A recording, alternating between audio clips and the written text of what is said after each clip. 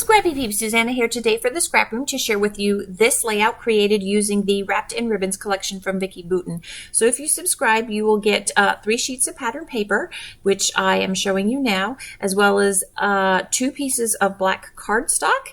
And if you subscribe to the add-ons, the pattern paper is 2 pieces, and these are the pattern papers, and that is the ephemera add-on, which are the enamel pieces. I also showed you in the very beginning the ephemera, which is some foam thickers, which varies. Some chipboard pieces also varies, as well as a mixture of the ephemera and specialty ephemera pieces as well. So I am going to create a multi-layered border or frame for that piece of pattern paper that has the Christmas tree around it.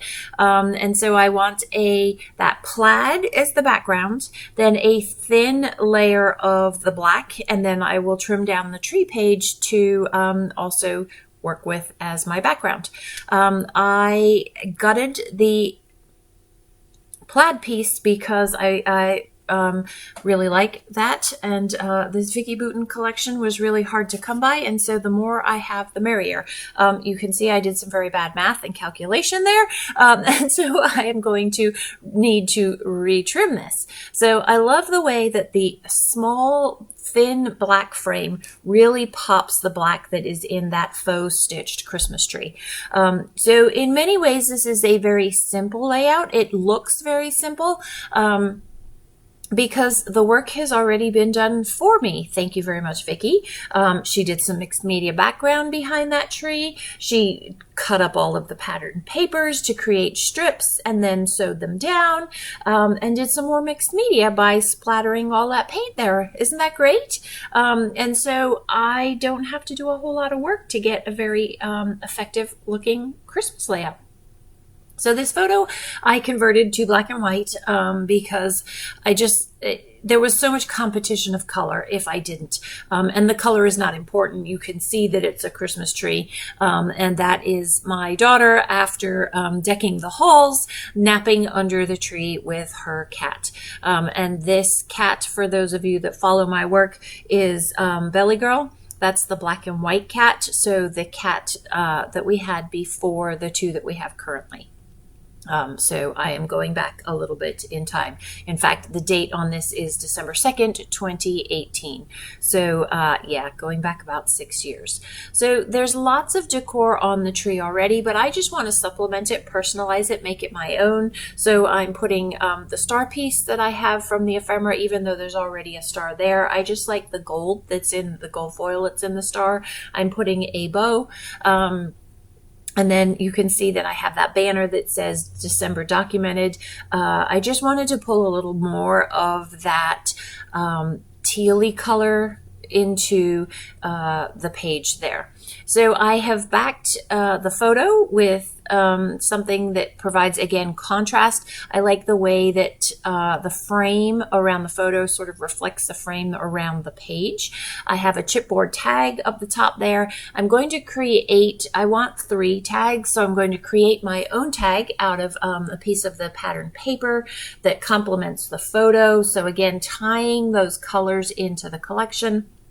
And then I also have that foam tag there. And they're all just going to fill that white space at the top there, but it's not completely fill it, because if you know me, I like my white space. I don't like everything to be completely full. And I really love this title here that says Sparkle and Shine. I love the way that the yellow complements the craft that is in the left-hand side there. They're of the same hue and depth. And that provides a little bit of a title. Although honestly, even though Sparkle and Shine is bigger, I'm going with that Quiet Time chipboard piece at the bottom more as the title of my layout. Not that it really matters, because both could serve. But you can see from the napping process, right, in progress, that is probably more relevant to the storytelling than Sparkle and Shine is. So replacing that star there, And then using that chipboard bow again for some dimension to the page, and then pulling over those tails, one of the tails of the star, just again for some variation in depth and some movement on the page. I'm going to link together the chipboard tag as well as the tag that I made, and then because the foam doesn't have a hole in it, and I don't like sticking sticky things in my hole punch. It just becomes too gummy and messed up, so I didn't punch the hole in that, and that's the reason why for that. And then we'll just go ahead and adhere the extra up the top there. I could have left it hanging off of the page, but I find that those things get stuck when you're shelving and then pull and rip the page, and just better to anchor it. Oh, there is a hole in it, but I actually am going to cover that with the red bow because I have just a few hints of red scattered around the page. There is red in that pattern paper that I made that tag with the scalloped edge on, and so I needed just a little bit more red so that it didn't look like it was odd and left out. So that, my friends, wraps it up. This is a layout for the Scraproom, which is a kit club. There are one-offs available, so if that's something that interests you, be sure to follow the link in the description box down below. Thanks for stopping in today. I hope you're doing well. Come back again soon. Take care.